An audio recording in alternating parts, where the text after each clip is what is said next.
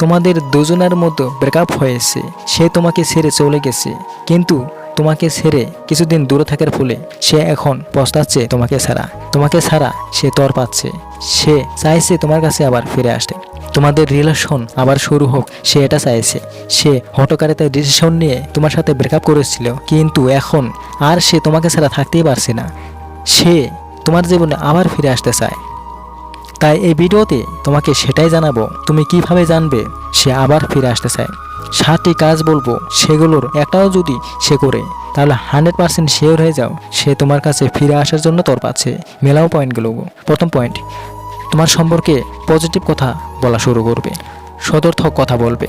সে যার সাথেই তোমার কথা আলোচনা করুক, তার বন্ধু বান্ধবী বা আদার জায়গাতে যে কারোর সাথে, তখন সে তোমার সম্পর্কে ভালো ভালো কথা বলবে। তুমি ভালো ছিলে, তুমি তার সাথে কখনো কোনো ভুল করো নি, সে তোমাকে ছেড়ে ভুল করেছে বা তার কোনো ভুলের জন্য তোমাদের ব্রেকআপ হয়েছে, মানে সে নিজেকে দোষ দিবে কিন্তু তোমাকে না। তো এর মানে হলো তোমাকে ছাড়া সে পস্তাচ্ছে, তর পাচ্ছে, সে আবার তোমার কাছে ফিরে আসতে চায়, কারণ খারাপ বলার জন্যই তাকে এত পস্তাতে হচ্ছে। এছাড়াও যার কাছে সে আসতে চায়, যার কাছে সে থাকতে চায়, তার খারাপ এমনিতেও সে আর দেখতে পাবে না। আর দেখো, সে যদি তোমার সম্পর্কে নেগেটিভ কথা বলে, শুধু তোমার দুর্নাম করে, যার সাথে তোমার কথা বলে তখন শুধু তোমার সম্পর্কে খারাপ খারাপ কথা বলে, তুমি খারাপ ছিলে, তোমার অন্য কোথাও চক্কর ছিলে, তুমি তার জীবন শেষ করে দিয়েছো, তুমি বাজে ভাষায় কথা বলতে, তুমি এরকম ছিলে ওরকম ছিলে, তো এর মানে হলো সে আর চায় না তোমাকে। দ্বিতীয়, যখনই কোথাও তার সাথে তোমার দেখা হবে, রাস্তাঘাট যেখানে হোক, সে তোমাকে দেখে মৃদু হাসি দেবে, তোমাকে দেখে সে খুশি হবে, তার মুখে হাসি ফুটবে, কারণ তোমাকে ছাড়া সে যে পস্তাচ্ছে, তর পাচ্ছে। তাই তোমাকে দেখা মাত্র এমনিতেই তার মুখে হাসি ফুটবে, সে খুশি হবে।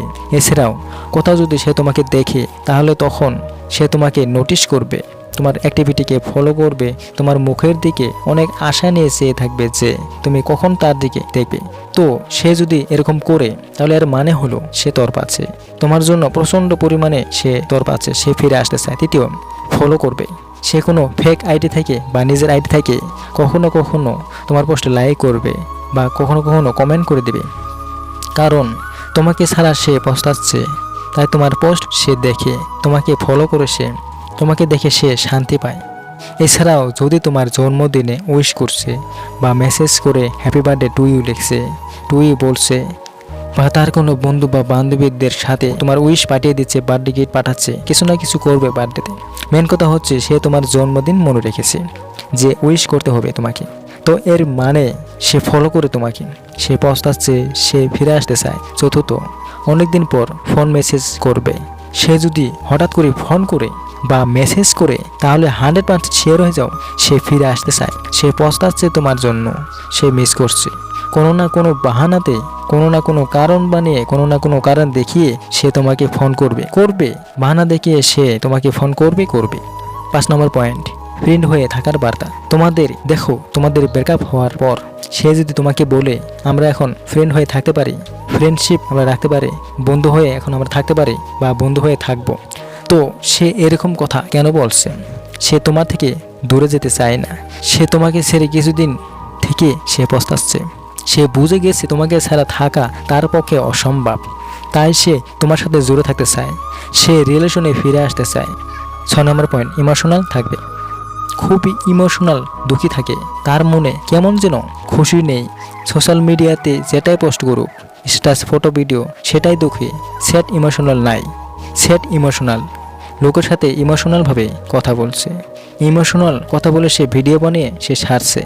তো এর মানে হলো সে পস্তাচ্ছে তোমাকে ছেড়ে, সে খুবই দুঃখী, ব্রেকআপ হওয়াতে সে খুবই দুঃখী, সে তোমার সাথে থাকতে চায়, তোমাকে মিস করছে, সে প্রচণ্ড মিস করছে, ফিরে আসতে চায় সে তোমার সম্পর্কে। 7 নম্বর, স্বপ্ন দেখা।